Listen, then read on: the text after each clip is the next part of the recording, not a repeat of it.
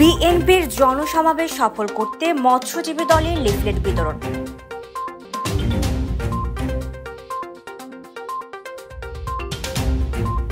দ্রব্যমূল্যের ঊর্ধ্বগতি রোধ, আইন শৃঙ্খলার উন্নতি, পতিত স্বৈরাচারের দোসরদের বিচার ও দ্রুত গণতান্ত্রিক যাত্রাপথে উত্তরণের জন্য নির্বাচনের রোডম্যাপ ঘোষণার দাবিতে আগামী 24 ফেব্রুয়ারি অনুষ্ঠিতব্য রাঙামাটি জেলা বিএনপির জনসমাবেশ সফল করতে লিফলেট বিতরণ করেছে জেলা মৎস্যজীবী দল। শনিবার দুপুরে ফিশারি ঘাটে লিফলেট বিতরণ করেন মৎস্যজীবী দলের নেতৃবৃন্দ। এ সময়ে জেলা বিএনপির সাংগঠনিক সম্পাদক সাইফুল ইসলাম শাকিল, জেলা মৎস্যজীবী দলের সদস্য সচিব ফণীন্দ্র চাকমা, যুগ্ম আহ্বায়ক হৃদয় চাকমা ও আদিত্য চাকমা, মৎস্যজীবী দলের সিনিয়র নেতা জাফর ইকবাল, পৌর শাখার সভাপতি দীপক চাকমা, সদর উপজেলা মৎস্যজীবী সমিতির সভাপতি হেলাল উদ্দিন নোনা, জেলা যুব দলের জালাল উদ্দিন ও শম্ভু বড়ুয়া সহ অন্যান্যরা উপস্থিত ছিলেন।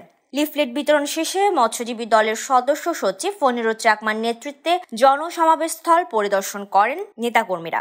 Desk report, CHT TV।